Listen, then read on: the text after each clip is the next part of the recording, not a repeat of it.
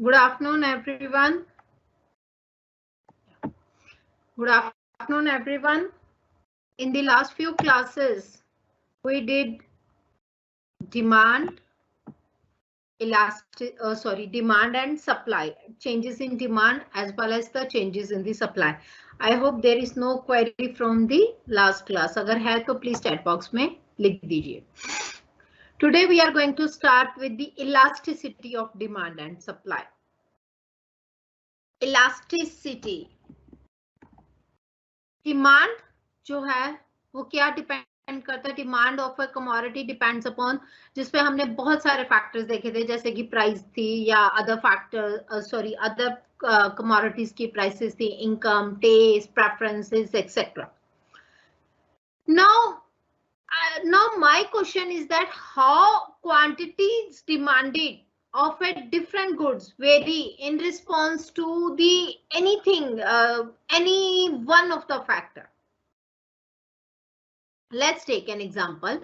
For example, demand for rice varies with the changes in the weather or temperature. Now I know this thing कि अगर summer जैसे अभी weather is changing तो ice की demand जो है वो कम हो रही होगी, right? So these I know this thing, but how much variation is there, that is going to tell by the elasticity. Actually, the elasticity, what do you mean by the term elasticity? बहुत simple है समझना इसको. अगर आपको बाकी चीजें समझ आ गई तो समझ लो ये भी समझ आ गया. Elasticity is a measure of responsiveness of quantity demanded due to change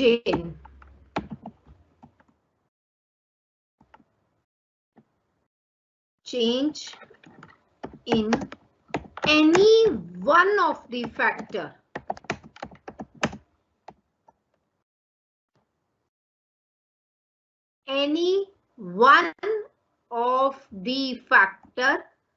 that may affect the demand of a commodity. अब देखना ध्यान से, this is elasticity. This is the term elasticity. So it's a measure of responsiveness of quantity supplied or quantity demanded. क्योंकि elasticity of demand होगा तो quantity demanded आएगा, elasticity of supply होगा तो क्वांटिटी सप्लाई आएगा. तो इन जनरल मैं इसको क्या लिख सकती हूँ? In general I can write quant measure of responsiveness of change in the quantity. किसी एक चीज में चेंज आया, क्यों चेंज आया? क्योंकि उसको जो अफेक्ट करने वाले जो फैक्टर्स थे ना, the factors that may affect the demand और सप्लाई. क्योंकि अगर इलास्टिसिटी मैंने डिमांडेड इलास्टिसिटी ऑफ डिमांड लिखूंगी तो मैं क्वांटिटी डिमांडेड लिखूंगी. अगर मैं इलास्टिसिटी ऑफ सप्लाई लिखूंगी तो क्वांटिटी सप्लाई लिखूंगी. अदरवाइज सिंपल लिखूंगी तो that may affect it's demand और सप्लाई. ठीक है? Now let's suppose I'm talking about the elasticity of demand. ठीक है? मीन्स इसका क्या मतलब हुआ? ऊपर वाली डेफिनेशन से ही कि क्वांटिटी डिमांडेड में जो चेंज आया, क्यों चेंज आया? कोई एक फैक्टर, कोई भी फैक्टर उसको जो अफेक्ट कर रहा था उसमें चेंज आया था. ठीक है? अब एनी वन फैक्टर कौन से हैं? ये कौन सा फैक्टर है? This may be price of the commodity, prices of related commodities, ठीक है, एंड ये और है इनकम एक्सेट्रा। जिस किसी में भी चेंज आया हम उसकी इलास्टिसिटी की बात कर रहे हैं। Let's suppose price of a commodity में चेंज आया, तो ये क्या हो गया, price elasticity of demand. If prices of related commodities में चेंज आया, then we are having cross elasticity of demand.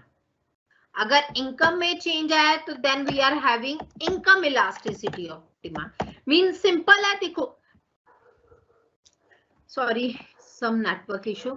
सो किसी एक चीज में जिसमें चेंज आया उसका नाम पहले, डिमांड में चेंज आया तो डिमांड। हाँ, अगर यहाँ पे सप्लाई में चेंज होता तो ये क्या हो जाता, elasticity of supply, price elasticity of supply भी कह सकते हैं, इलास्टिसिटी ऑफ सप्लाई। हम मोस्टली जब इलास्टिसिटी ऑफ डिमांड कहते हैं ना, तो मोस्ट ऑफ द टाइम्स हम नॉर्मली लेमैन लैंग्वेज में प्राइस इलास्टिसिटी की ही बात कर रहे होते हैं, ठीक है। आई hope you guys understood this thing कि किसी एक चीज में चेंज आने के, क्वांटिटी डिमांडेड या सप्लाई में, मींस जो आपकी डिमांड या सप्लाई में चेंज कर रहा है, क्योंकि किसी एक फैक्टर में चेंज हुआ, उस चीज को हम क्या बोलते हैं, इलास्टिसिटी, ठीक है। अब जिस फैक्टर में चेंज आएगा उस फैक्टर का नाम पहले, जैसे प्राइस में चेंज आया तो price elasticity of demand, cross है रिलेटेड है तो क्रॉस, अगर इनकम है तो income elasticity of demand. I hope you guys understood till now. If there is any query please type in the chat box. This is a general definition of price elasticity of demand. So I think Chandar, I have already answered this query so many times ke notes and all that. I've already provided you lots of ebooks, lots keh sakte ho, 3 or 4 ebooks, right? So you can go through that. I've already given already told you, please ask your fellow classmates and specially group में हो तो पूछ लो एक दूसरे में, इस छोटी छोटी चीजों के लिए प्लीज टाइम मत वेस्ट करो। Instead of asking this question, आप सब्जेक्ट रिलेटेड पूछो, जो सब्जेक्ट अभी चल रहा है, right. YED Ayush means income elasticity of demand. Y stands for the income. Most of the times हम इकोनॉमिक्स में ज्यादातर इनकम यूज करते हैं। Elasticity means change in the responsiveness of the one factor due two factor, कोई affect हुआ, कोई किसी और में चेंज आने की वजह से किसी और में चेंज आया, ठीक है। This means elasticity, right. So if I am saying कि प्राइस में चेंज, अब जितने हमने डिमांड के चेंजेस फैक्टर किए थे, जितने सप्लाई के चेंज फैक्टर किए थे, वो सब के लिए एक इलास्टिसिटी हो सकती है, राइट।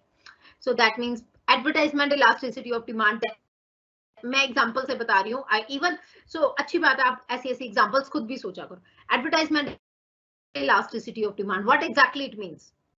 एडवर्टाइजमेंट में एक्सपेंडिचर में चेंज आने की वजह से उस कमोडिटी की डिमांड में चेंज आया। बहुत सिंपल है इसको अंडरस्टैंड करना, नाम ही बता देता है, price elasticity of demand.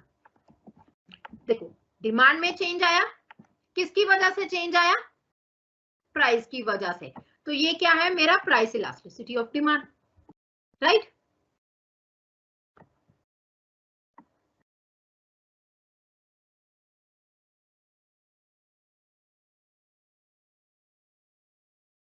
Chandra, it's not like sorry regarding this, ऐसा क्वेश्चन हो या तो बिल्कुल एंड में क्लास में पूछा करो, बिकॉज अभी जो है I am asking for the topic related, ठीक है।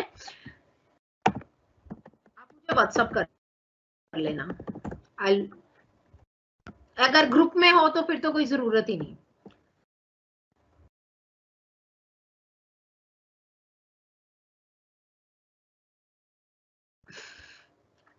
आयुष लेट तो बच्चे ये आपकी मिस्टेक है। वैसे मैं बता देती हूँ, आगे से दो चीजें हैं, लेट आए हो तो या तो रिकॉर्डेड सेशन दोबारा देखो और wait till end of the class. वैसे मैं बता रही हूँ बिफोर द टाइमिंग, क्योंकि रिपीट का भी आंसर क्वेश्चन था। सिंपल मीनिंग सी, जिसमें it's a measure of responsiveness, मतलब किसी एक चीज में चेंज आना किसी और की वजह से, ठीक है, वो क्या है, इलास्टिसिटी। ठीक है ना। डिमांड की बात करेंगे तो मतलब डिमांड में चेंज आया किसकी वजह से, जिसकी भी वजह से। अगर सप्लाई की बात करी सेम, अगर प्राइस की वजह से चेंज आया तो this become price elasticity of demand. Cross related commodities, क्योंकि कुछ और कमोडिटीज की प्राइसेस में चेंज आने की वजह से आपकी डिमांड में चेंज आया। एंड देन अगर इनकम में चेंज आया तो इनकम इलास्टिसिटी ऑफ डिमांड। जैसे अभी मैंने एग्जांपल दी थी, एडवर्टाइजमेंट एक्सपेंडिचर में अगर चेंज आया उसकी वजह से मेरी अगर डिमांड में चेंज आया, सो this what it becomes the advertisement elasticity of demand. ठीक है, आगे को जो स्टूडेंट्स एमकॉम या एमबीए करेंगे वो कर सकते हैं। Okay, I hope you guys understood now. ठीक है, so now I am coming towards the price elasticity of demand. So I told you earlier, price elasticity of demand means what? I'm using the short forms now.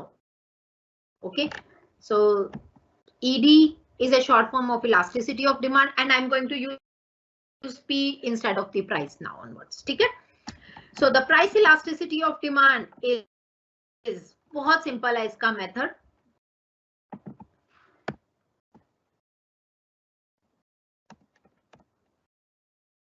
Percentage change in किसकी वजह से, किसमें आया change, जिसमें change आया। Percentage change in quantity demanded due to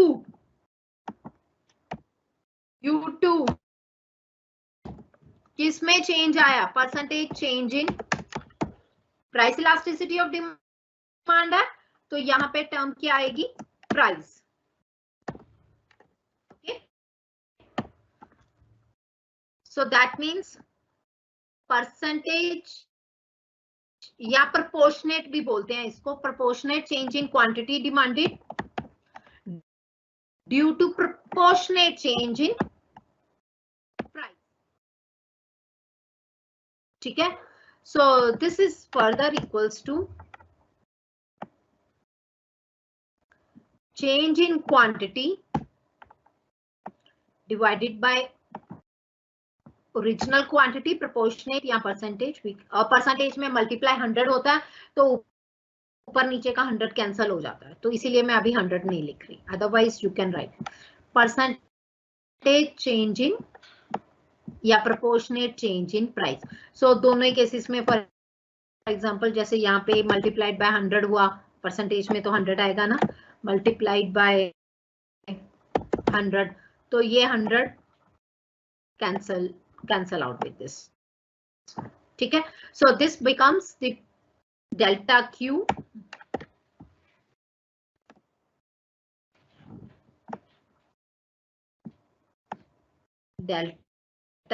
by Q multiplied by P by delta P. So this will further equals to delta Q by delta P into P by Q. ठीक है, तो आप कोई भी formula याद रख सकते हो, इस फॉर्म में याद रख लो, इस फॉर्म में याद रख लो, या फिर इस फॉर्म में याद रख लो, one is a same thing, ठीक है। So now this is the simple formula. Normally हमारी प्राइस इलास्टिसिटी ऑफ डिमांड हमें पता है नेगेटिव होता है, क्योंकि प्राइस अगर इंक्रीज होगी तो क्वांटिटी डिमांडेड डिक्लाइन होगी, ठीक है।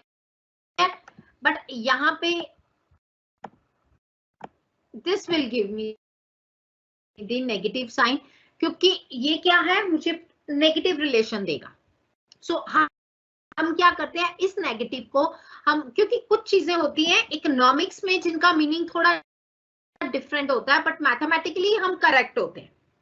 अब अगर मैं mathematically change in quantity demanded लिखो, क्वांटिटी डिक्लाइन होगी, फॉर एग्जांपल 10 से 5 हो गई, प्राइस इंक्रीज हो गई आपकी, क्योंकि प्राइस इंक्रीज होगी, फॉर एग्जांपल 5 से 10 हो गई।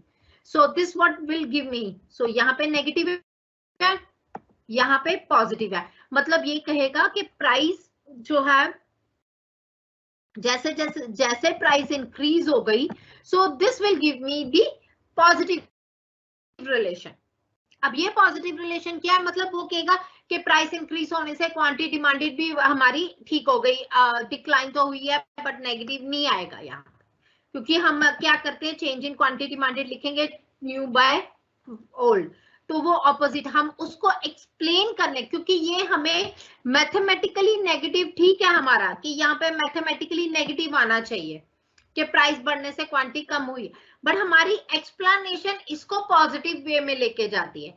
प्राइस बढ़ने से मेरी क्वांटिटी कम होगी, या प्राइस कम होने से मेरी क्वांटिटी बढ़ेगी। प्राइस कम होने से, जैसे 10 से 5 हुई, मेरी प्राइस क्वांटिटी बढ़ गई, तो ये चीज मुझे पॉजिटिव वे में एक्सप्लेन करनी है, बट वो मुझे क्या करेगा, मुझे नेगेटिव वे में एक्सप्लेन करके देगा, क्योंकि ये वाला माइनस साइन की वजह से, ठीक है। सो कई बार हमें इसके लिए हम क्या करते हैं, ये एक माइनस साइन ऑप्शनल लगा देते हैं, मींस कि हम पहले से बता देते हैं कि इन दोनों का रिलेशन नेगेटिव है, ठीक है। दोनों नेगेटिवली मैथमेटिकली ट्रू है, नेगेटिवली रिलेटेड है, बट हम इसको इकोनॉमिक्स में कैसे कंफर्म करेंगे कि प्राइस इंक्रीज होने से क्वांटिटी डिमांडेड डिक्लाइन हुई, प्राइस डिक्रीज होने से क्वांटिटी डिमांडेड इंक्रीज हुई। So that's why we put optional negative sign over here, ठीक है। तो there are 5 degrees of elasticity of demand. Perfectly elastic, perfectly inelastic, unitary elastic. अच्छा, मैं ना कुछ डायग्राम्स बना रही हूँ यहाँ पे, आप में से बहुत सारे बच्चों ने इकोनॉमिक्स पढ़ी है, तो आप मुझे प्लीज ये बताना टाइप करके कि ये वाली कौन सी है, परफेक्टली इलास्टिक है कि परफेक्टली इनइलास्टिक है। मैं इस पे नाम लिखूंगी ए, ठीक है। So you just right, this is sorry demand का, सो यू जस्ट राइट ए में क्या है, elasticity of demand, perfectly elastic है, इनइलास्टिक है, ग्रेटर देन यूनिटरी है, लेस देन यूनिटरी है, व्हाटएवर। सिमिलरली डायग्राम बी के लिए आप बी के साथ लिख के फिर अपना आंसर लिखना। सो इसमें क्या है, अगर मेरा डिमांड का इस शेप का हो, ठीक है, सी के लिए this diagram is for the C,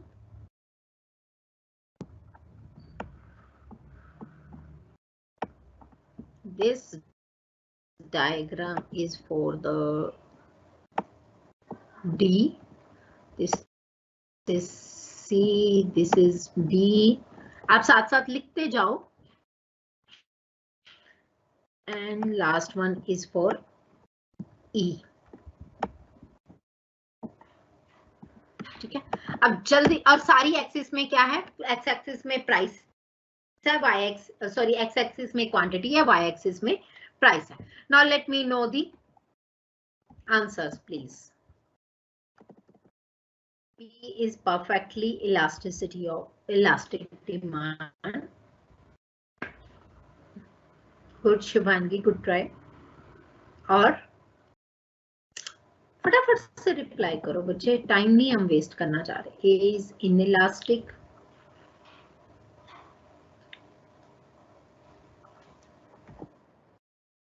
B is elastic. Elastic demand है, इलास्टिक मैम नहीं है। हरी अप गाइस, प्लीज फटाफट से रिप्लाई करो। आई कांट मींस जितना आप टाइम लगाओगे बच्चे उतना ही आपका टाइम लॉस है। A B Kanika, good, very good. Let me tell you क्यों है। C diagram A and B, these are two extreme cases. ठीक है, ये मोस्टली रियल लाइफ में कम ही होते हैं। ठीक है, now in the diagram A what exactly it means, there is no change in demand and there is a change in price। मतलब diagram A मुझे कह रही है कि प्राइस में कोई भी चेंज आए बट मेरी डिमांड में चेंज नहीं आ रहा। ठीक है, सो यहाँ पे इलास्टिसिटी ऑफ डिमांड किसके इक्वल हो गई, 0। राइट, सो यहाँ पे इलास्टिसिटी ऑफ डिमांड किसके इक्वल हो गई, 0। एंड इन दिस केस हम मोस्टली ये कहते हैं कि एक बहुत स्मॉल सा minor change can change your elasticity of demand up to infinite. वो आपकी इलास्टिसिटी ऑफ डिमांड को इनफाइनाइट चेंज कर देता है। So this is your perfectly elastic demand,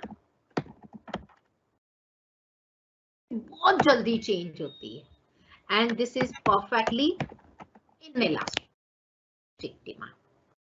ठीक है, नाउ ये दो तो बहुत लोगों ने रिप्लाई किया है, बट इन तीनों के बारे में किसी ने नहीं रिप्लाई किया। अभी तक तो नहीं किया था, अभी मैं चेक कर लेती हूँ एक बार। आया हुआ है reply, unitary elastic issue, very good. Elasticity, elasticity तो बच्चे सब में ही है। इलास्टिसिटी का मतलब होता है वो कितना रिस्पॉन्स चेंज हुआ। अब मैं आपको बताऊं काजल की डिमांड में कितना चेंज हुआ, काजल की डिमांड में कितना चेंज हुआ क्योंकि काजल की प्राइस में चेंज आया, और कितने परसेंट प्राइस में चेंज आने से कितने परसेंट काजल की डिमांड में चेंज आया। This is what exactly elasticity is. ये सब इलास्टिसिटी ही शो करते हैं। अब पहले केस में क्या है कि डिमांड बिल्कुल नहीं चेंज हो रही, प्राइस चाहे जो मर्जी है। ये बहुत रेयरेस्ट केस है, मतलब ये बहुत एसेंशियल कमोडिटीज के लिए हम कई बार कह सकते हैं अप्लाई हो सकता है, बट बहुत रेयरेस्ट केस है। Okay, similarly B diagram as well, इसका मतलब है कि जरा सा चेंज आने से बहुत ज्यादा चेंज आया डिमांड में, and in this case there is a equal change. अब मैं इसका फॉर्मूला बताऊं तो अगर आपको याद है तो अभी मैंने लिखा था price elasticity of demand is equals to change in Q by change in P into P by Q, right? Proportionate change means exactly same change आया, जितना इसमें change आया था उतना ही exactly हर time इसमें change आया। तो ये क्या होगी, each and every time we are having elasticity of demand is equals to unitary, that means IT is equals to 1. In this case,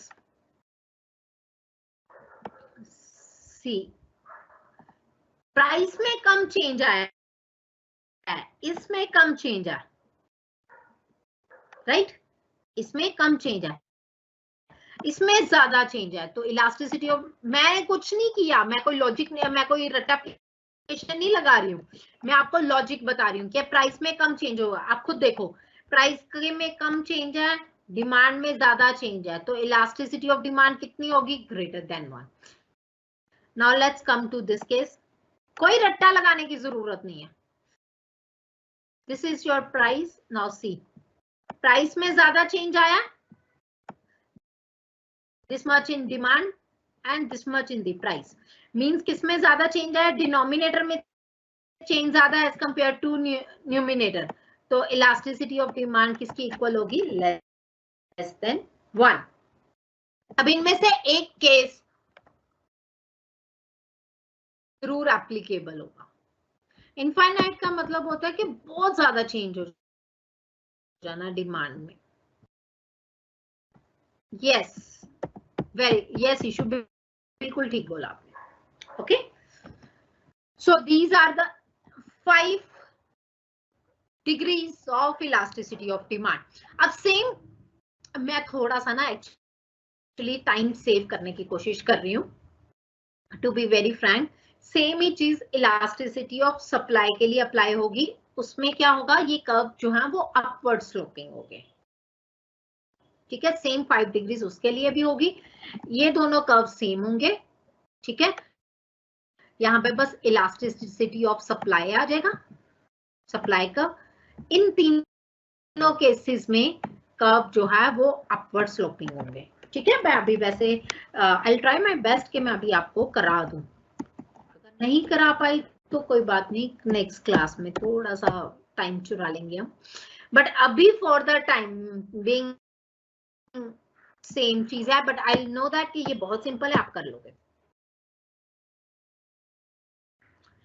Sagar elasticity मतलब जीरो का मतलब है कोई रट्टा नहीं लगाना। आप ये फॉर्मूला देखो, मैं कुछ नहीं, मैं किसी को रट्टा नहीं लगाऊंगी। ये फॉर्मूला देखो, इसमें देखो प्राइस में चेंज आ रहा है, क्वांटिटी में कोई चेंज आया नहीं, तो zero divided by something, zero का डिवाइड किसी चीज से भी कर लो, वैल्यू क्या आएगी?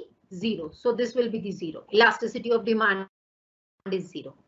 Coming toward this side, no change in price, almost zero, divided by something positive, क्योंकि there is a change in demand, और something divided by zero is always equals to infinity। मैं कुछ रट्टा नहीं लगा रही हूँ, मैं तो सीधा आपको एक फॉर्मूला बताया और मैं उसी से ही आपको कैलकुलेशंस करके दे रही हूँ, right.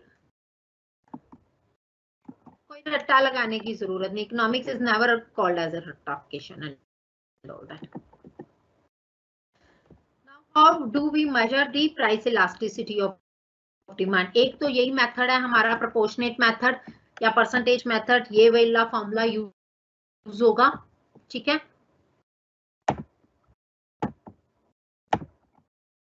Then we have total outlay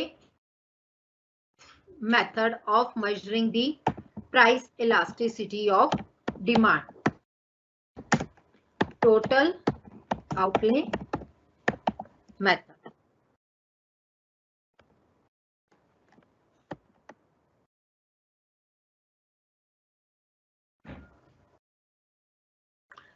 जब दोनों में चेंज सेम होगा, अगर आप एक दोनों न्यूमिनेटर और डिनोमिनेटर में सेम फिगर लेके चल रहे हो तो आंसर आपका जीरो आता है। फरीन, जीरो आता है या 1 आता है?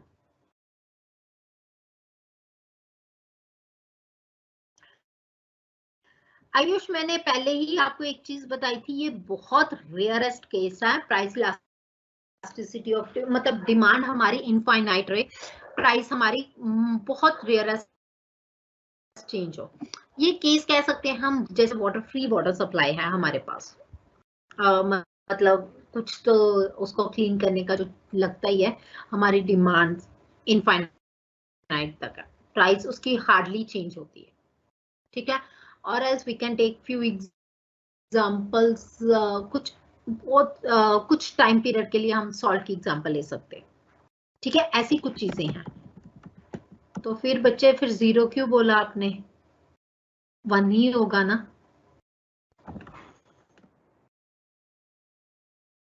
I hope it's clear.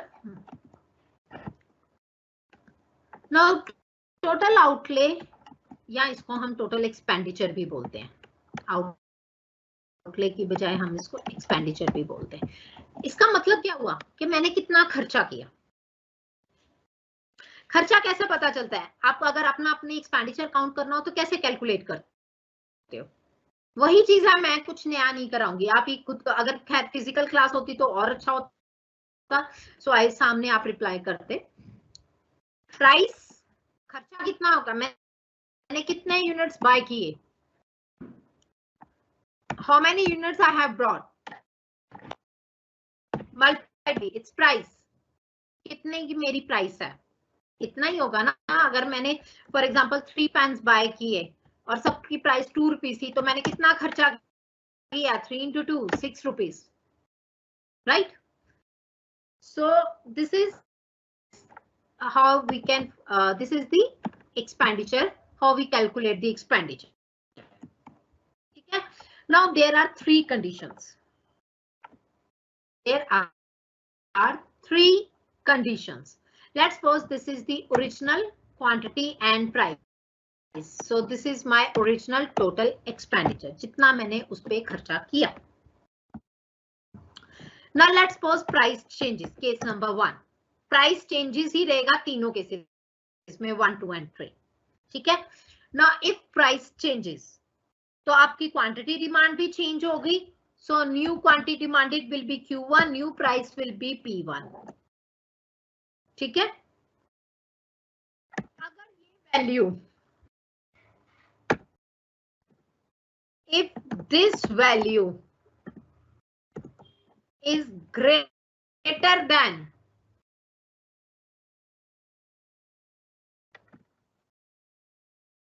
इसको ना मैं 1 मिनट में इसको TE1 का नाम दे देती हूँ, इजी रहेगा हमारे लिए एक्सप्लेन करना, ठीक है।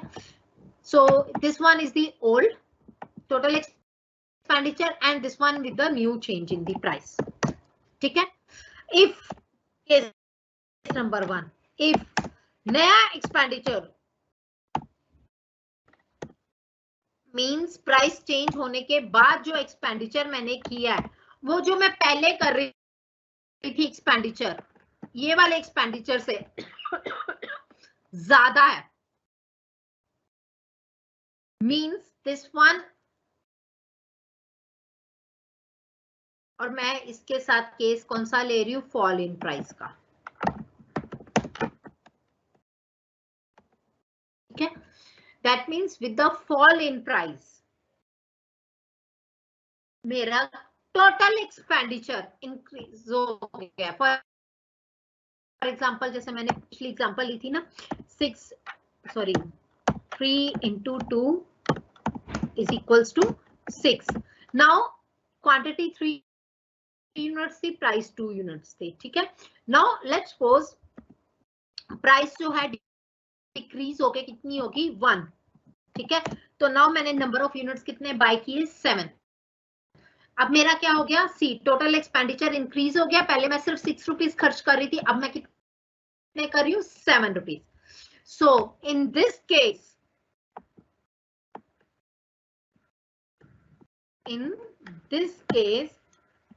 price elasticity of demand is greater than 1,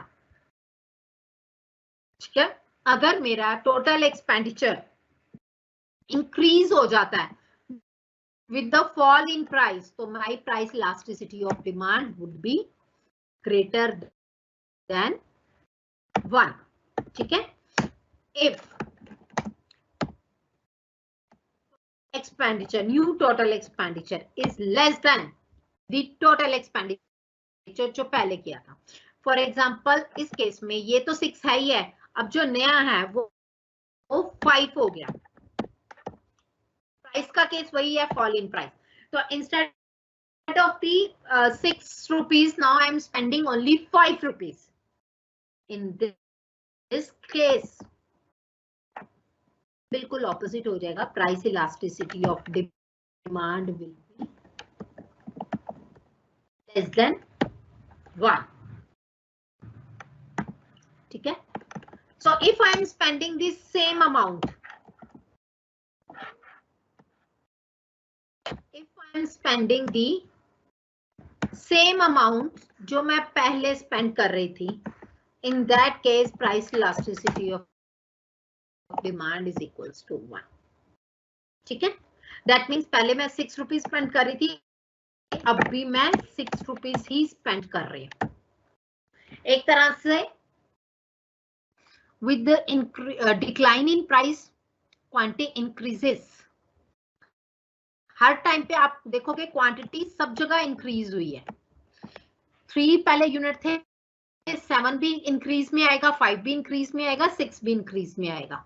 सिर्फ यहां से एक्सपेंडिचर से हमें पता लगेगा कि whether we are having greater than 1 unitary elastic demand, less than unitary elastic demand और equal to unitary elastic demand. अभी भी करा रही हूँ, पूरी इलस्ट्रेशन से करा रही हूँ. Yes, I hope you guys understood this thing. So now let me take an example.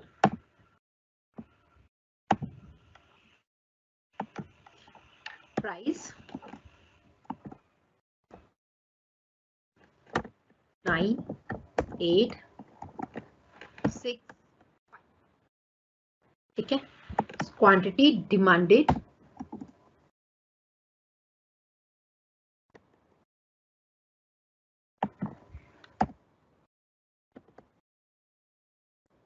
13, 15,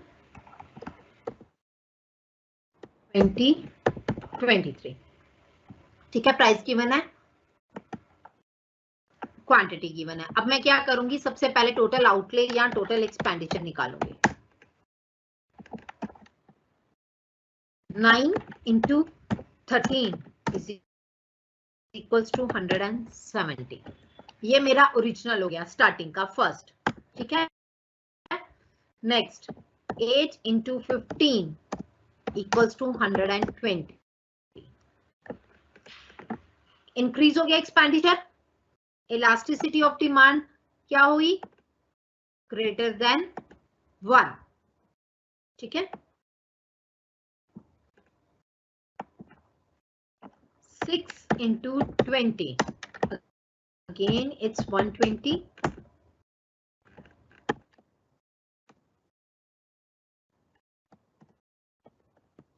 So now see, यहां से यहां तक equals to 1 होगी, because see total expenditure remains same, and उसके बाद एक्सपेंडिचर मेरा कम हुआ है, so एक्चुअल में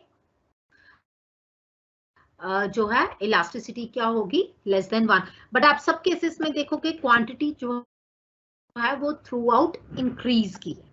ठीक है, अब मैं तीनों चीजों को एक ही डायग्राम में शो कर सकती हूँ.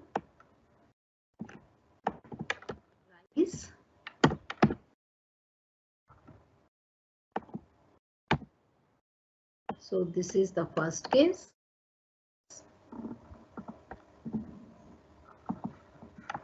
ठीक है, so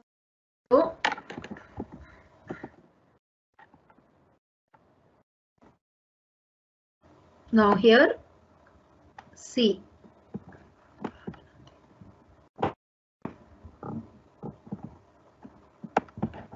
मुझे आप थोड़ी सी line straight banana,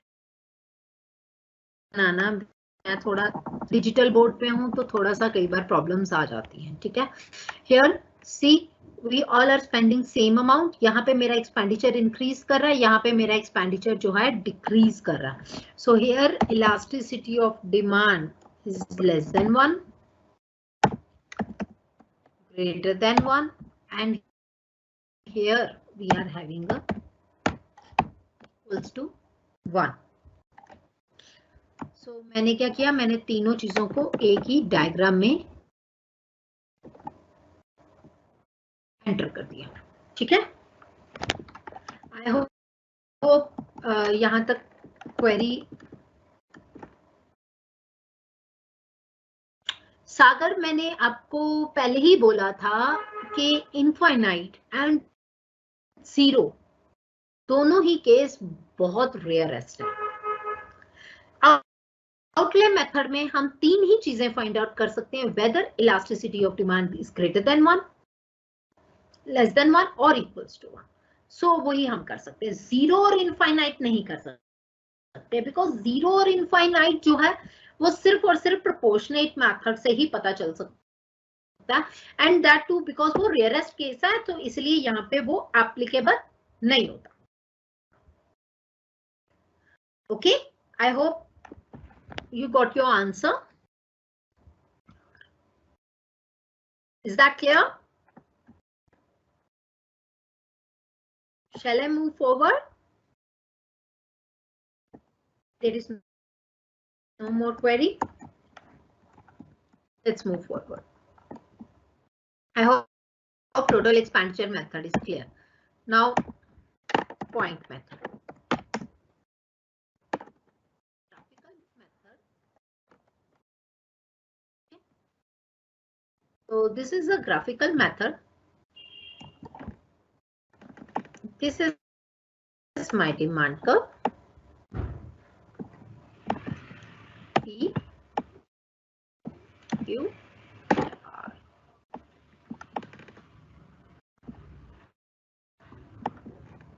And this is my demand curve. Now, यहाँ पे मैं क्या करूंगी, मैं हर पॉइंट पे इलास्टिसिटी फाइंड आउट कर सकती हूँ। सागर, इस केस में हम जीरो और इनफाइनाइट भी फाइंड आउट कर सकते हैं, ठीक है। So let's suppose this is a point A, B, C,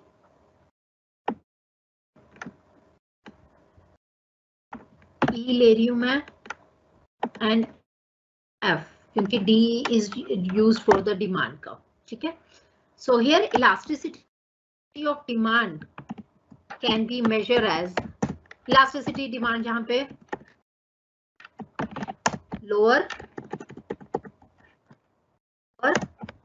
segment of demand curve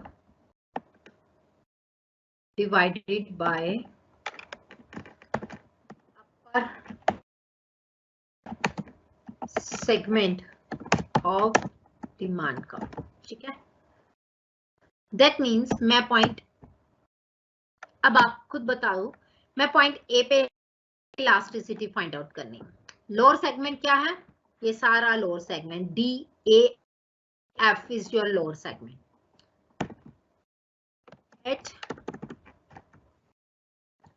At point A, lower segment क्या है, ए, अपर सेगमेंट क्या है, अपर सेगमेंट क्या है, zero, something divided by zero, right? Now we are measuring the elasticity at point B. Lower segment B से लेके F तक, BF. Upper segment AB. Now यहाँ पे एक चीज ध्यान दो, lower segment is greater than upper segment of the demand curve. मतलब मेरी ऊपर वाली न्यूमिनेटर की टर्म बड़ी है as compare to the denominator, right? So elasticity of demand will be greater than 1. So at this point, elasticity of demand is equals to infinite.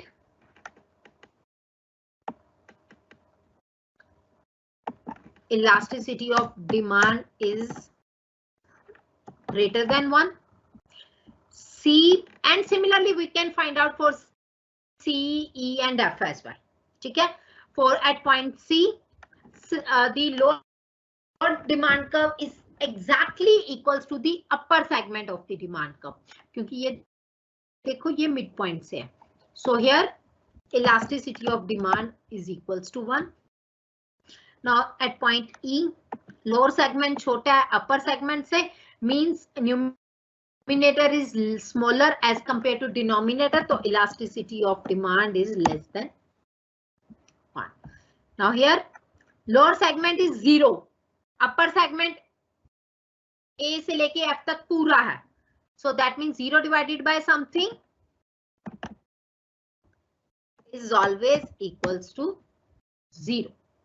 So this is the point method. ये graphical method है, ठीक है. कई बार अगर हमारा यहाँ तो straight line curve था, अगर हमारा कर्व डिमांड कर्व है, तो जिस पॉइंट पे हमने इलास्टिसिटी निकालनी है, हम उस पॉइंट से एक टेंजेंट ड्रॉ करेंगे. So this is my demand curve. Now see, demand curve is curve shaped. So let's suppose मुझे इस पॉइंट पे इलास्टिसिटी निकालनी है. मैंने क्या किया, मैंने इस पॉइंट से एक टेंजेंट ड्रॉ कर दी, ठीक है. मैंने टेंजेंट ड्रॉ कर दी, फिर मैं सेम यही मेथड अप्लाई करूंगी. This is point, let's suppose A, B and this is C.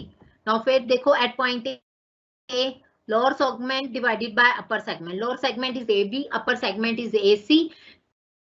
So AB is greater than AC. So at point A, elasticity of demand is greater than 1.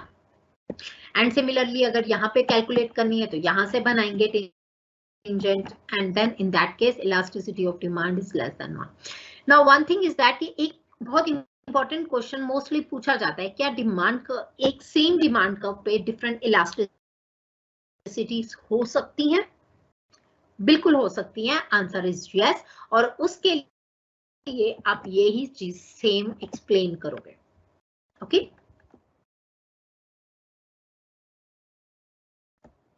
करीन बच्चे कौन C diagram समझनी है, point method की या expenditure method की?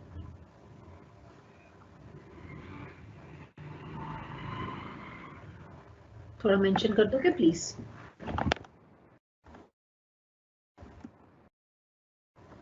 I hope this understood.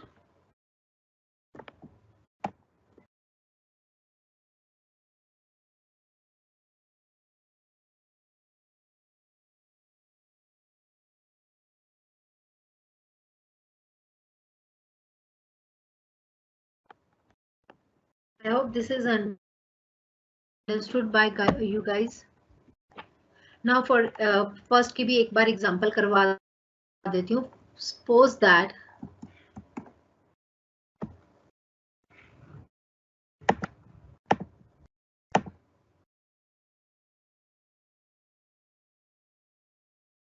now suppose that price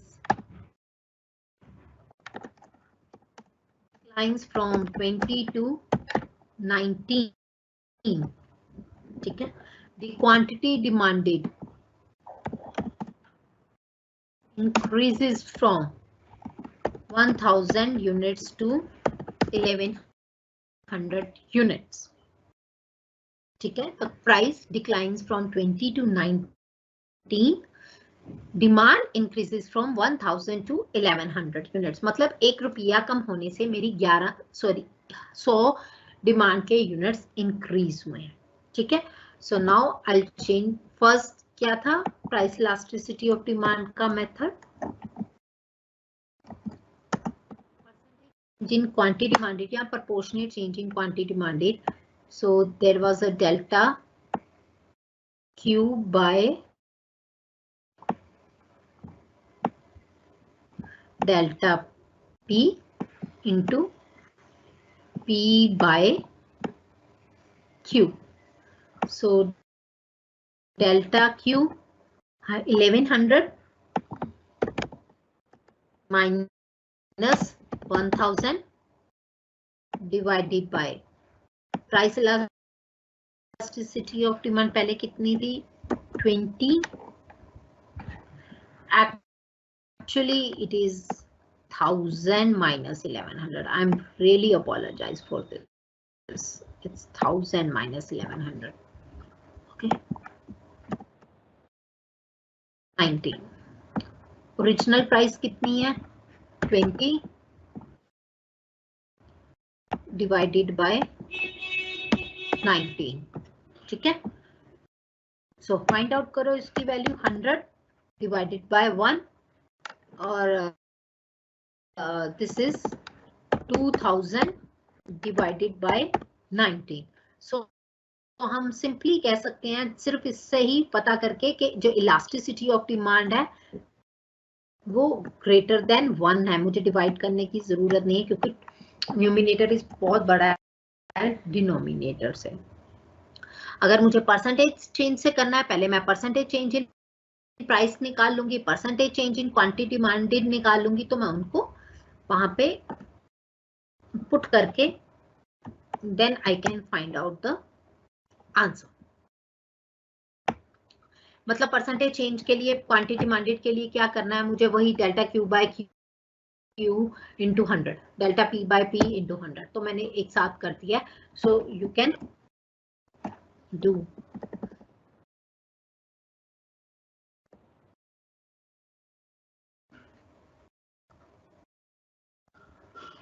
yes Yashvi, point F पे 0 होगी.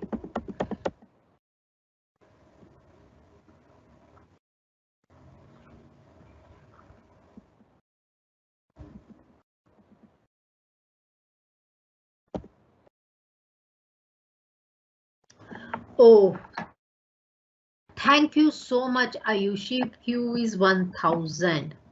I did one more mistake. Query. Thank you so much, Ayushi.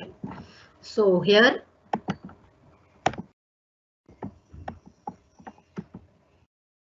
sorry. Thank you. So this was 100 multiplied by 20, which is equals to 200,000. So divided by 1000. Again, it's a greater than 1. 2 आएगा, so greater than 1. ठीक है, पर ma'am answer minus बच्चे हमने I told you कि minus हमने economics की terms में इग्नोर कर देते हैं, व्हाट मैथमेटिकल टर्म में आ सकता है. ठीक है,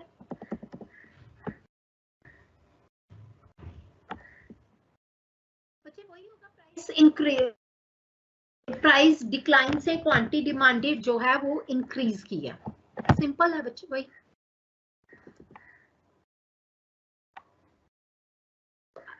आशु, मैं भी एक ना ह्यूमन ही हूँ, गलती कर सकती हूँ. आप भी कर सकते हो, आप भी करते होगे, मेरे से भी गलती हो गई यार, sorry.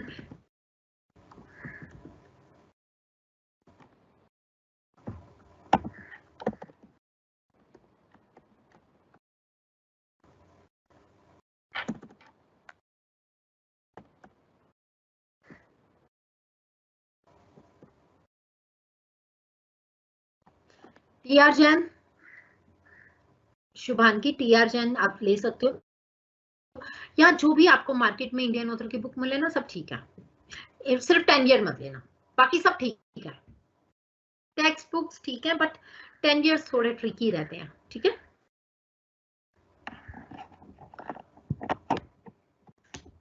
I hope it's clear now. अच्छा नहीं, सॉरी, एक क्वेश्चन है, मैंने ऊपर स्किप किया था for the time being.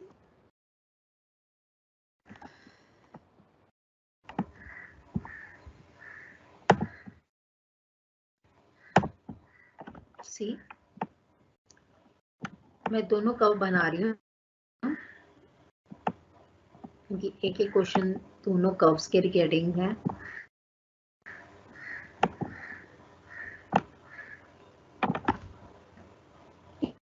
Each and every time same unit change आ रहा है.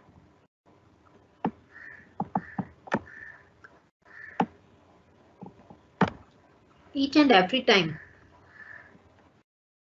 क्वांटिटी इंक्रीज हो रही है, क्वांटिटी डिक्लाइन हो रही है. ठीक है, सो जब डिक्लाइन होगी तब इलास्टिसिटी ऑफ डिमांड जो है वो लेस देन 1 होगी, यहाँ पे ज्यादा होगी,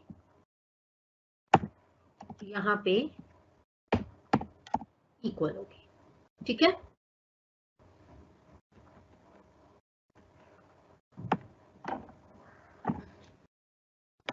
ये कर्व है, आपको ए पॉइंट पे इलास्टिसिटी मेजर करनी है, टेंजेंट ड्रॉ करो।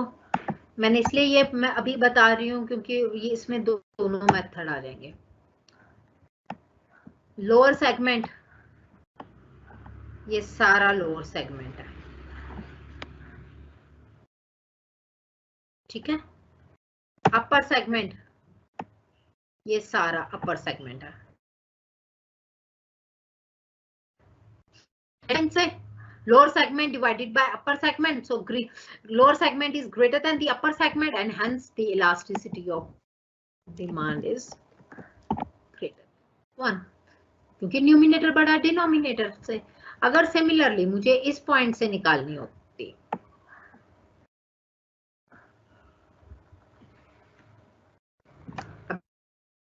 यहाँ पे देखोगे आप लोअर सेगमेंट छोटा है, नहीं ठीक बना बिकॉज डिजिटल बोर्ड है, अपर सेगमेंट से, सो तभी मैं एक ही पॉइंट ले रही हूँ इसमें। I know it's really difficult to draw on a digital board. कोई भी पॉइंट ले लो कर्व शेप में, उससे एक टेंजेंट ड्रॉ करो, बाकी एक ही फॉर्मूला लगाना है, lower segment divide by upper segment. Now इस केस में अगर आपने देखोगे मैंने जानबूझ के इक्वल बनाया, ठीक है। So lower segment is equals to the upper segment, तो elasticity of demand is equals to the 1।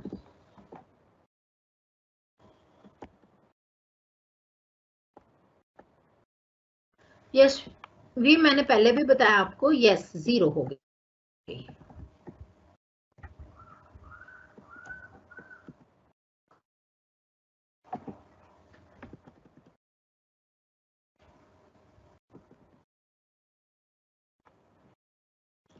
पर इन मैंने दोनों डायग्राम्स एक्सप्लेन किए हैं, एक एक्सपेंडिचर का है और एक पॉइंट मेथड का, मैंने कोई वो नहीं किया। विशाल अगर आपको मेरा समझ में नहीं आ रहा, so there is no problem at all, आप एक और पैरेलल क्लास चल रही है शायद इकोनॉमिक्स की, तो आप उसमें ज्वाइन कर सकते हो। And you don't have to feel sorry about this, I have to say sorry कि मैं आपको समझा नहीं पा रही हूँ। वैसे भी विदाउट आस्किंग योर कोई क्वेरी मुझे पता नहीं चलेगा कि आप क्या पूछना चाह रहे हो। You are not in front of me, you are not asking me anything, so I have a one point conversation regarding you, is that you can just give me a text message and I'll just reply, that's it. In this case your responsibility is more as compared to the physical class.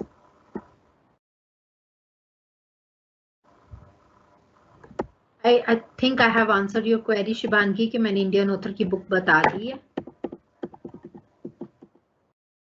Okay. So this was the ARC method, proportionate method, as well as the total expenditure method. Just give you a brief of all these two. Proportionate method is proportionate change in quantity demanded due to proportionate change in price, that is delta Q by Q into delta Q by delta P into P by Q. Delta Q मतलब change in quantity demanded, delta P means change in price, Q is your original price and P is your original quantity. ठीक है, one method. Numerical method. Second is your expenditure, means आप जैसे price changes होती हैं आप खर्चा कम या ज्यादा करते हो, हम उस खर्चे से कैलकुलेट करते हैं price elasticity of demand greater then या इक्वल टू या लेस देन 1। ठीक है, if total expenditure is greater than 1, sorry अगर प्राइस डिक्रीज होने से टोटल एक्सपेंडिचर इंक्रीज हो जाता है, प्राइस कम खर्चा ज्यादा, elasticity of demand is greater than. Price कम expenditure same, elasticity of demand is equals to 1. Price ज्यादा, एक्सपेंडिचर कम, सॉरी प्राइस कम एक्सपेंडिचर भी कम, दोनों सेम डायरेक्शन में मूव कर रहे हैं तो elasticity of demand is less than 1. Point method is one of the graphical method. Arc elasticity भी है, अदरवाइज तो point method is one of the graphical method of explaining the elasticity of demand. इसमें हम क्या करते हैं कि एक पॉइंट से जो lower segment of the demand curve divided by upper segment of the demand curve, simple elasticity of demand के लिए फाइंड आउट कर देते हैं. अगर लोअर सेगमेंट ज्यादा है अपर सेगमेंट से तो elasticity of demand greater than 1, both are equal तो equals to 1, and if lower segment is less than the upper segment of the demand curve, then elasticity of demand is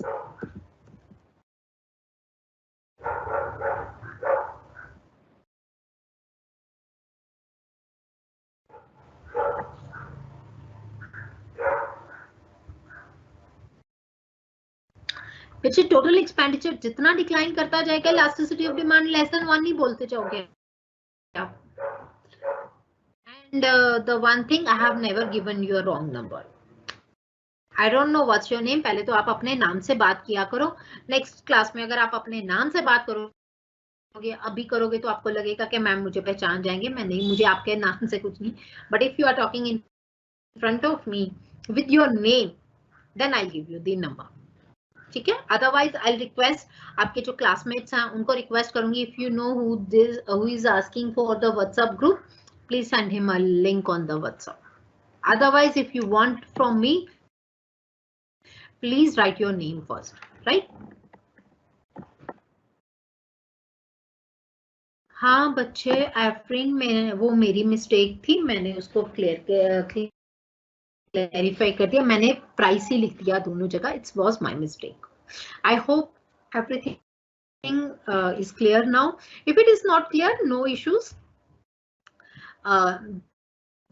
doesn't matter. एक बार आप कोई भी book पढ़ो, book नहीं तो कोई भी आप उसमें क्या कहते हैं गूगल में सर्च करो प्राइस इलास्टिसिटी ऑफ डिमांड या इलास्टिसिटी ऑफ डिमांड, उसको एक बार रीड करो, सिंपल से रीड करो. अगर नहीं समझ आता तो क्लास स्टार्ट होने से 1-2 मिनट पहले ही अपनी क्वेरी टाइप कर दिया करो. मुझे वो क्वेरी मिल जाती है, सो दैट कि क्लास शुरू होने से क्लास शुरू होते ही मैं आपकी क्वेरी पहले अटेंड करूं, बाद में अपने पढ़ाना शुरू करूं.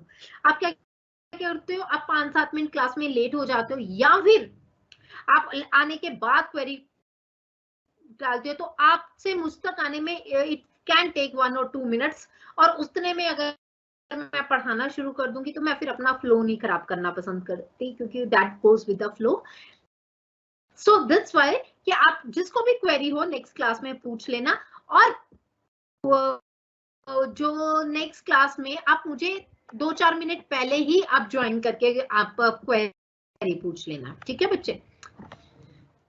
In which book you can refer Mankiw, you can refer Lipsy Crystal, you can refer Case and Fair, you can refer TR and you can refer Dipasheri. आपको जो बुक पसंद है आप प्लीज पढ़ लीजिए.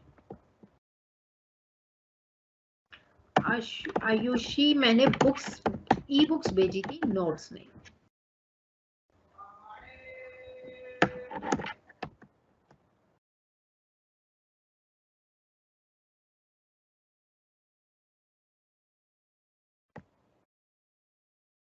Yashvi, I'm just giving an excuse of tomorrow only. I'll try to send, and please मुझे remind करा देना व्हाट्सएप ग्रुप पे, मैं आपको उसमें शेयर कर दूंगी. ठीक है, कुछ क्लिक्स शेयर कर दूंगी. आई एम सॉरी, प्लीज कल का दिन मुझे थोड़ा सा एक्सक्यूज दे दो, कल मैं थोड़ा बिजी हूँ. ठीक है,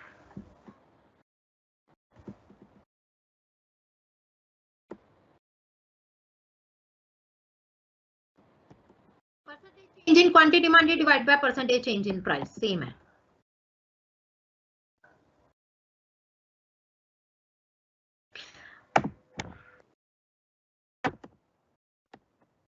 बच्चे, नाम माँ बाप एक बहुत अच्छी चीज होती है, इसको छुपाना नहीं चाहिए. शुभांगी, प्लीज व्हाट्सएप पे ये बुक्स वगैरह की क्वेरीज प्लीज. अच्छा प्लीज जिसको भी कोई भी चीज चाहिए ना, आज और कल का दिन प्लीज मुझे एक्सक्यूज कर दो। मतलब आज तो खैर अभी मैं आई कैन फिर भी शाम को शायद सेंड कर दो, कल मैं बहुत थोड़ा बिजी हूँ, तो कल का दिन मुझे एक्सक्यूज कर दो। परसों आप मुझे क्वेरीज भेज देना तो मैं I will try to answer, ठीक है।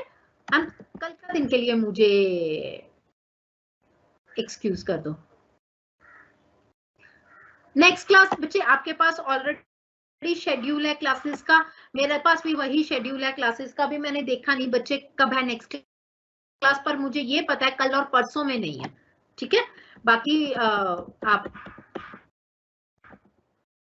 शेड्यूल में देख लो।